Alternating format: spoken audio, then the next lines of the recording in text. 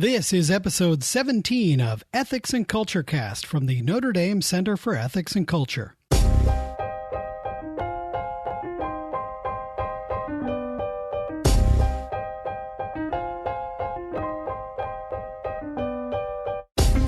Welcome to a very special episode 17 of Ethics and Culture Cast from the Notre Dame Center for Ethics and Culture. I'm Ken Hellenius, the communications specialist at the center. In this episode, we sit down with Katherine Smith, an undergraduate Sorin Fellow who is studying this semester in Rome, Italy. We chat about her experiences in the Eternal City, as well as what being a Sorin Fellow has meant to her. We recorded this conversation in the Church of Santa Maria in Vallicella, also known as Chiesa Nuova, the new church that St. Philip Neri and his Oratorians started building in 1575. Let's grab a pew seat for this week's conversation.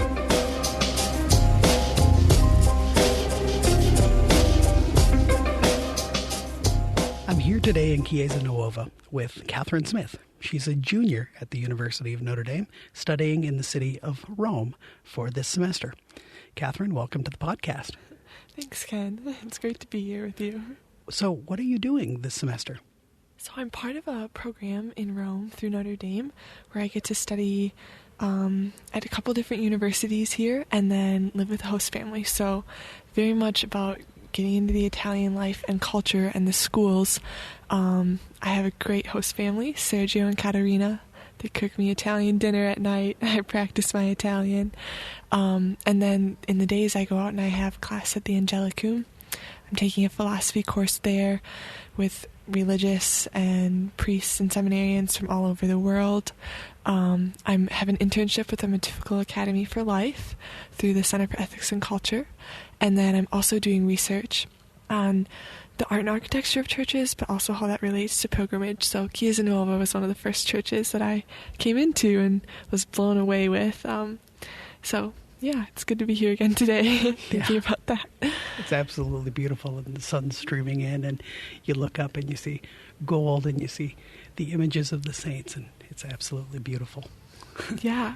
So what are you studying at the Angelicum this semester? I'm taking a course on the philosophy of religion, and I just needed a philosophy course to take, but it's been so neat to kind of be grounded in a little bit of Thomistic philosophy and theology as well. And one of my favorite aspects is knowing that there's all these religious and seminarians and priests studying here, and I'm getting kind of the same, one of the foundational courses that they have to take as part of the program, and knowing that this is a really important matter to understand, and that so many people who are going to be sharing the faith and the life of the church are learning it as well with me. So I found that really neat, and it's a very communal sense of being there with people from all over the world. And it's very much focused on being able to articulate, I guess, in the end, what we don't have written exams, we have oral exams. And so there's a sense of this is about conversation and really about being able to teach and impart the faith eventually. So it's been a unique style of learning, but I'm thankful for the opportunity to have that. Now, you mentioned that you're also interning at the Pontifical Academy for Life, and so you're a Sorin Fellow. So tell us about your internship, and then we'll talk a bit about being a Sorin Fellow. Yeah. So I'm with the Pontifical Academy for Life, helping them out with a lot of kind of the translation between English and Italian that goes on there, working on translating documents to put up onto the website, but also just getting to learn about what the Pontifical Academy for Life does. One of my favorite parts has just been how welcoming and how approachable it's been to be there. And I think I really felt the sense that the church is trying to share its beautiful life with the rest of the world, and it's looking out in global ways.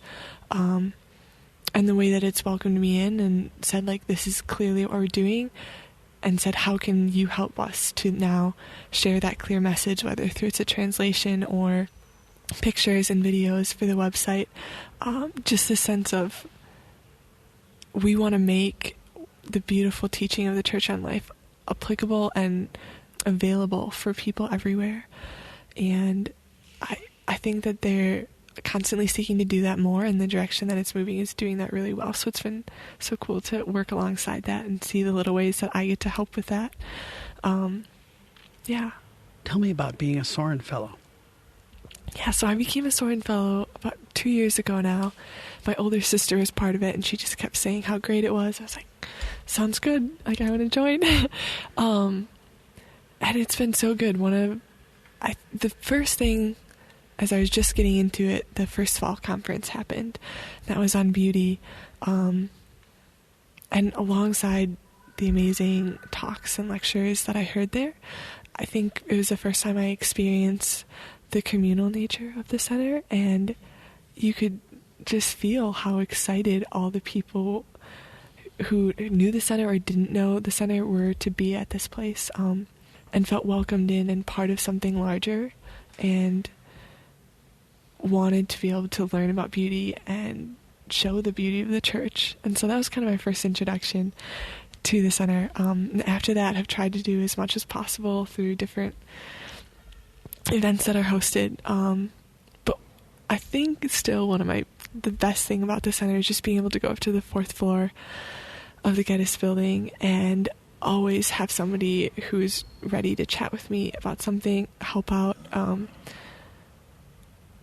It really is a way that students on campus have this community, and not just with students, but with adults and with people who are living faithfully and trying to impart, the beautiful gift that the church is. And I think I've felt that in so many ways, that I've been called up to be an adult in the church through the center, through the way that I've been respected. And yeah, just there's such a sense of we want these students to be part of our community, because we know that's what the church is.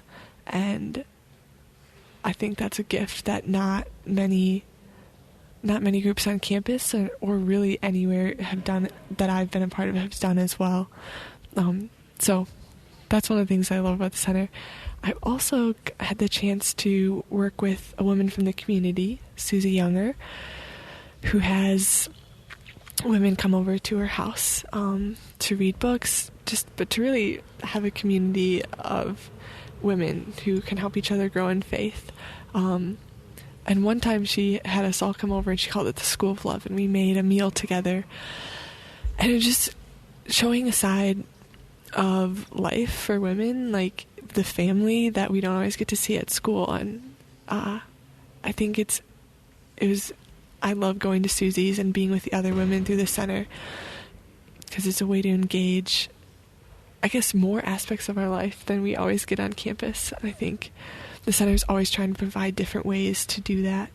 And it's a gift to students for sure. And it's helped me grow in community. It's helped me grow in just a broader vision of the church and the world. And yeah. You mentioned growing in the church and the world. Here we are in Rome, the eternal city, where all roads lead to. What have been some of your favorite things that you've discovered while you've been here? One of my favorite things in Rome has actually been, wow, there's so many good things, but I think I've had the opportunity to work with the Missionaries of Charity here in Rome, and getting to see the needs of the church and the people in the community here through them, but then also seeing they're located just right outside the Vatican, the Missionaries of Charity, and going there on Monday afternoons to be with the poor, and to be with the sisters who bring such life and joy around them, and to be with other volunteers. There's seminarians from the U.S., there's Italians, sometimes there's other random people from all over.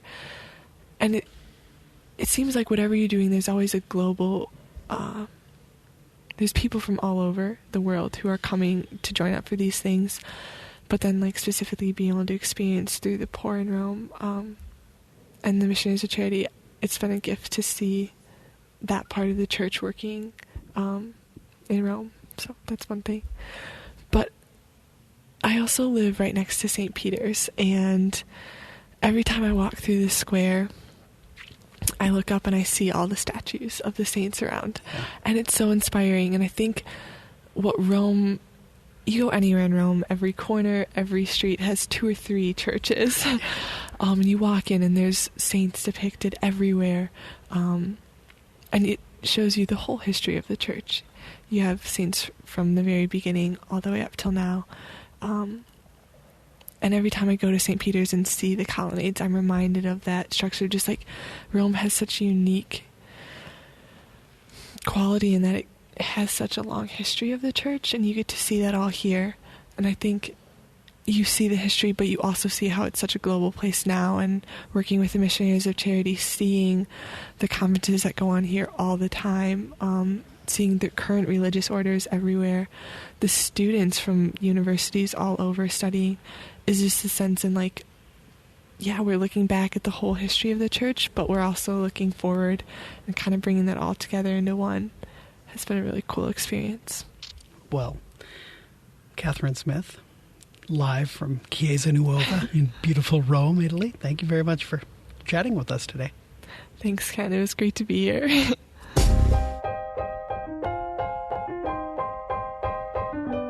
Thank you to Katherine Smith and to the Oratorians of Santa Maria in Vallicella for hosting our chat. You can learn more about the Sorin Fellows program and the other work of the Center for Ethics and Culture by visiting ethicscenter.nd.edu, where you can also subscribe to our podcast. We would love your feedback. Please give us a review on iTunes, Google Play, or wherever you get your podcasts, and email your suggestions to cecpodcast@nd.edu. Our theme music is I Dunno by Grapes, licensed under the Creative Commons Attribution License. We'll see you next time on Ethics and Culture Cast. Until then, make good decisions.